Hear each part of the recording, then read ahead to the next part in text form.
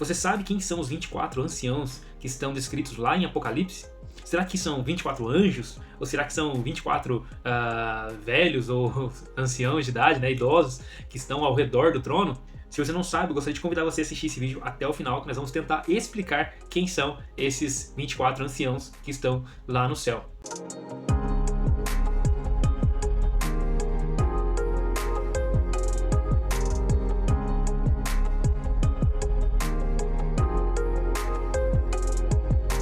O livro de Apocalipse, ele é um livro apocalíptico. O que significa isso? Cada livro da Bíblia, ele contém um gênero literário. Por exemplo, na Bíblia tem narrativas, tem epístolas, tem salmos, né, que no caso ali é tido como uma poesia. Então tem os livros proféticos, livros poéticos, narrativos, né, que eu já falei, que são os evangelhos, boa parte do Antigo Testamento. E tem também o livro do Apocalipse, que ele tem que é esse gênero apocalíptico. E cada livro da Bíblia, ele precisa ser entendido ou lido a partir do seu gênero literário. Por exemplo, você não pode ler uma poesia, né, e ler como se fosse uma narrativa, uma história sendo contada. Então, na palavra de Deus também é assim.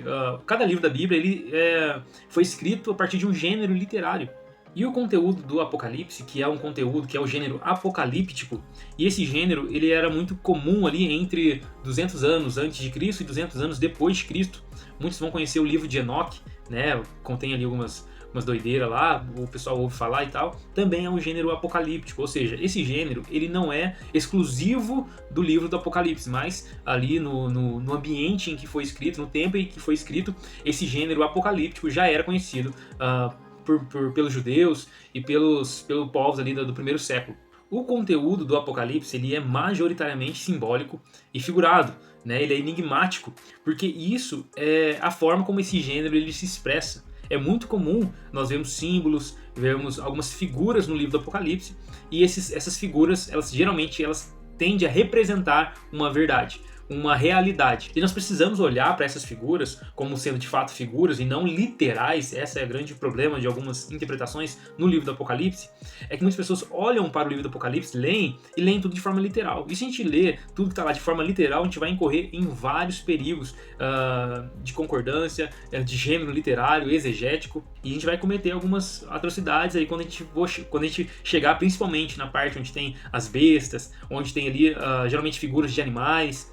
Porque a forma do Apocalipse se expressar, do gênero apocalíptico se expressar, é usando figuras e símbolos. Portanto, não devem ser vistos como tudo sendo literal. E principalmente os números em Apocalipse, eles contêm um certo simbolismo, eles contêm uma representatividade. Por exemplo, o número 24, bem como todos os números múltiplos de 12 no Apocalipse, ele tende a representar a totalidade do povo de Deus. Nós vamos ver lá em Apocalipse 7, Apocalipse 14, por exemplo, o número de 144 mil que foram marcados, foram selados e tudo mais, ou uma grande multidão, né, lá em Apocalipse 14, e provavelmente está se referindo à totalidade do povo de Deus, né? E a primeira vez que os anciãos eles aparecem em Apocalipse é aqui no capítulo 4, no versículo 4, onde João ele tem uma visão do trono de Deus, e ele diz assim, ó, ao redor do qual ele tem uma visão do trono, né? Aquele que estava, vamos ler o 3 aqui, ó. Aquele que estava sentado era de aspecto semelhante a jaspe e sardônio, um arco-íris parecendo uma esmeralda circundava o trono. Circuncidava não, né? Ao redor do qual estavam outros 24 tronos, e assentados neles haviam 24 anciãos. Eles estavam vestidos de branco, e na cabeça tinha coroas de ouro. Do trono saíam relâmpagos, vozes e trovões. Diante dele estavam acesas as 7 lâmpadas de fogo, que são os 7 Espíritos de Deus.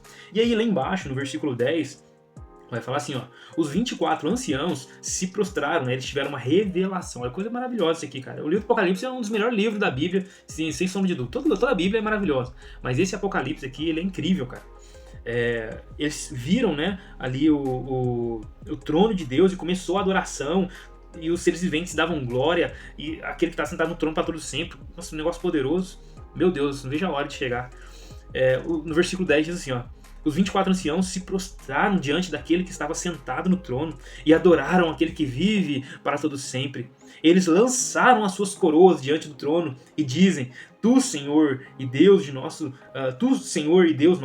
és digno de receber glória, honra e poder, porque criaste todas as coisas por sua vontade. Elas existem e foram criadas. Que coisa maravilhosa. Então nós vemos aqui algumas descrições desses anciãos. Eles vão aparecer também aqui no capítulo 5, versículo 8, que diz assim: ao recebê-los, os 4 seres viventes e os 24 anciãos prostraram-se diante do Cordeiro. Cada um deles tinha uma harpa e taças de ouro cheias de incenso, que são as orações dos santos, e eles cantavam um cântico novo. Então aqui existe algumas coisas que nós precisamos analisar. Primeiro, né, o 24 eu já disse que ele provavelmente faz uma referência à totalidade do povo de Deus. A gente vai entender isso melhor.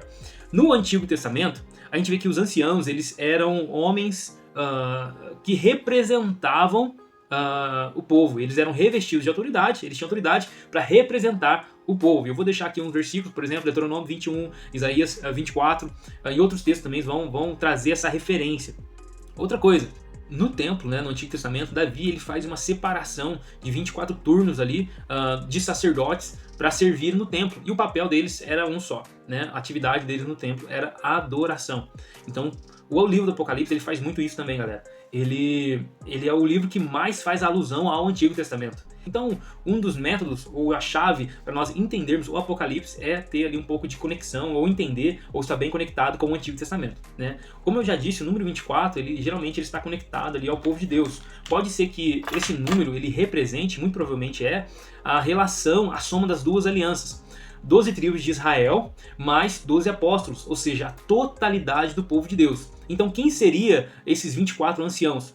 Provavelmente eles estão representando a totalidade dos salvos em Cristo Jesus, tanto no Antigo quanto no Novo Testamento. Tanto é que na Nova Jerusalém, né, em Apocalipse 21, a partir do verso 12, você vai ver lá que... deixa eu ler aqui. Tinha um grande alto muro com 12 portas e 12 anjos junto às portas. Nas portas estavam escritos os nomes das 12 tribos de Israel.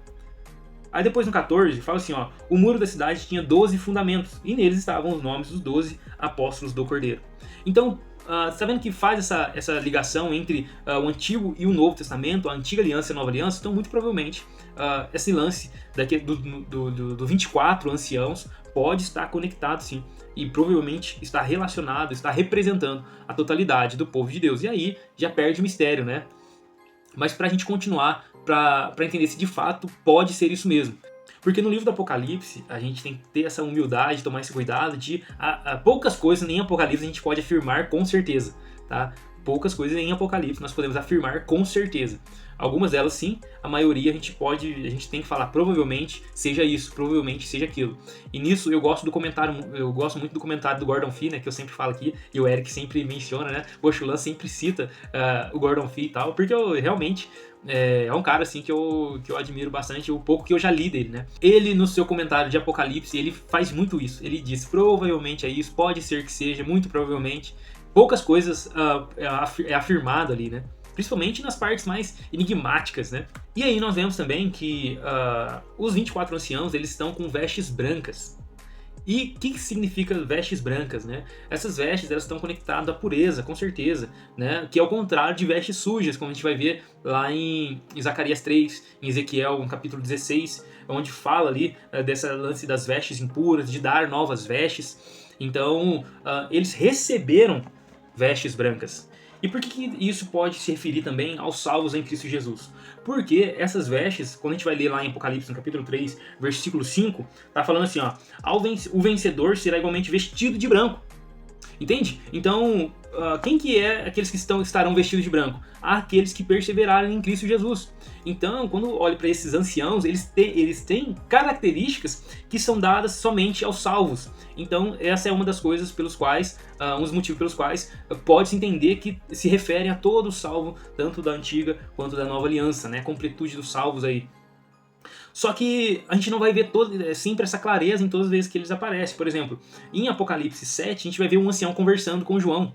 Né? E aí como é que fica essa representação de totalidade? Mas saiu um ali, e isso é comum dentro da linguagem apocalíptica, tá? É muito comum dentro da linguagem. Mas no geral, a gente pode dizer que é uma representação do povo salvo, já que quem recebe as vestes brancas no Novo Testamento? Aqueles que perseverarem, aos vencedores, de acordo com Apocalipse, capítulo 3, versículo 5. E aí, continua falando, jamais apagarei o seu nome do livro da vida, mas o reconhecerei diante do meu Pai e dos seus anjos. Olha isso que interessante, hein? Glória a Deus. E mais uma característica dos anciãos é que eles têm coroa de ouro. O que é uma referência também aos que perseverarem em Cristo Jesus. Por exemplo, olha aqui em Apocalipse, no capítulo 2, do versículo 10, diz assim, ó: não tenha medo do que você está prestes a sofrer, o diabo lançará alguns de vocês na prisão para prová-los, e vocês sofrerão perseguição durante 10 dias. Seja fiel até a morte, e eu lhe darei a coroa da vida. Então percebe que essa coroa que eles recebem é prometida aos que perseverarem, o que fortalece a ideia também de que eles são aqueles que perseveraram em Cristo Jesus. E no verso 10 de Apocalipse 4, olha que interessante, eles lançam suas coroas diante do trono. O que diz respeito é muito interessante, né? Que embora eles estejam ali na presença de Deus, eles têm a sua coroa, suas vestes brancas, esse ato de lançar a coroa, né? De se prostrar, é uma referência, ou é um ato que diz que mesmo aquela coroa sendo conquistada, eles perseveraram, é reconhecido como pertencendo àquele que está assentado no trono, né? É um dom de Deus, não é algo que é inerente, que é um mérito daqueles homens, mas é algo que eles receberam. Então é por isso que eles têm a possibilidade ali, ou a condição de se prostrar diante daquele que está sentado no trono e pegar aquilo que eles receberam de mais importante na sua vida e colocar, se prostrar, né, diante daquele que está sentado no trono. Isso é maravilhoso, glória a Deus. E pra gente concluir, é preciso falar que João, ele está lidando, né, e os comentários sempre vão trazer essa implicação, ou esse adendo. Os comentários bíblicos ali, tal, eles sempre vão trazer esse adendo, e você lê no livro de Apocalipse, você vai perceber também que João ele está lidando ao mesmo tempo com realidades temporais e realidades eternas. Por exemplo, quando os anciãos eles são mencionados aqui no capítulo 4, no capítulo 5, na verdade, capítulo 5, verso 8, que fala que ao receber os 4 seres viventes e os 24 anciãos prostraram-se diante do Cordeiro, cada um deles tinha uma harpa e tal, e aí começa então a cantar um novo cântico, né? Tu és digno de receber o livro, de abrir os seus selos, se foste morto e tal. E no versículo 11 fala assim, ó: então olhei e vi uma voz de muitos anjos. Então junto aos 24 anciãos e os seres viventes também, anjos começaram rodeando ali o trono, e eles começaram a cantar: digno é o Cordeiro que foi morto. Aí no versículo 13, olha pra você ver: depois eu vi todas as criaturas existentes no céu, na terra, debaixo da terra, no mar, tudo o que neles há, que diziam. Então João ele está numa realidade assim eterna, onde ele vê os anjos adorando. E depois, ao mesmo tempo, ele vem e na terra também as criaturas estão adorando e cantando. Então, assim, João ele está diante de uma realidade que é temporal e eterna ao mesmo tempo. Então é difícil entender ou colocar na ordem cronológica todos os acontecimentos que aparecem em Apocalipse. Porque as revelações que estão sendo passadas ali, mostradas a João, são realidades eternas. Mas resumindo, os 24 anciãos, eles muito provavelmente, eles estão se referindo à totalidade do povo, da presença de Deus, que Jesus está querendo revelar para João e posteriormente passar para toda a igreja, é que aqueles que foram perseguidos, aqueles não somente no tempo deles, mas em todos os tempos, estão gozando de algo na presença de Deus, estão participando de uma realidade eterna que é totalmente oposta à perseguição que eles estavam vivendo naquele momento, a todo tipo de sofrimento que eles passaram. E muito provavelmente foi isso que os primeiros leitores do Apocalipse entenderam. Agora, uma coisa que essa passagem, principalmente aqui em Apocalipse capítulo 5, versículo 8, não quer dizer. E aqui é uma crítica, né, à teologia católica nesse sentido. Por quê? Eles baseiam uma doutrina que se chama intercessão dos santos, com base no texto de Apocalipse 5:8, onde fala assim: ao recebê-los, os 4 seres viventes e os 24 anciãos prostraram-se diante do Cordeiro. Cada um deles tinha uma harpa e taças de ouro cheias de incenso, que são as orações dos santos, e eles cantavam um novo cântico. Eles usam esse texto, né, a doutrina católica usa esse texto para embasar, ou talvez o texto mais importante para eles, para embasar a intercessão dos santos, de que, já que esses santos são entendidos como a totalidade do povo de Deus diante de Deus, eles estão intercedendo, já que eles estão com as orações dos santos ali diante de Deus. E esse vai ser o tema do meu próximo vídeo na semana que vem. Então, desde já aguarda aí, curte, compartilha esse aqui, né? E já fica na expectativa, porque na semana que vem eu vou gravar um vídeo explicando por que a doutrina da intercessão dos santos não tem nenhuma base bíblica. As pessoas que morrem, os santos, ou qualquer pessoa que morre e está na presença de Deus, nós não cremos no sono da alma, na inconsciência da alma, mas nós cremos que já está na presença de Deus, e eu já gravei um vídeo aqui falando sobre isso. Você pode pesquisar aí, ninguém subiu ao céu, alguma coisa assim, né, sono da alma e tal. Porque eles não estão intercedendo a Deus por nós, tá? Por que que esses santos que já estão na presença de Deus não estão intercedendo por nós? E aí eu vou apresentar os argumentos católicos e eu vou perguntar por que que esses argumentos não se sustentam, tá bom? Então, eu espero que esse vídeo tenha te ajudado a entender quem são os 24 anciãos. Não somente isso, mas a provocá-lo a estudar mais a palavra de Deus, tá bom? A Bíblia é um livro para você amar, para você assim, estudar, você conhecer a Deus de forma profunda e os planos redentivos de Deus, a realidade daquilo que o Senhor tem preparado. Então não fuja do texto bíblico. Não fique com medo, não gosto de ler Apocalipse, porque Apocalipse fica louco. Para com isso. Isso aqui é uma beleza, isso aqui é uma riqueza que o Senhor nos revelou, nos deu, para que a gente tenha esperança nele. Amém? Então, agora concluindo de vez, os 24 anciãos, muito provavelmente, é a representação de todo o povo de Deus na sua presença, né, que já estão na presença do Senhor Jesus lá no paraíso, aguardando a ressurreição descrita em Apocalipse, no capítulo 15, e em outros textos também. Ok? Então, Deus abençoe vocês. Espero que esse vídeo tenha te ajudado.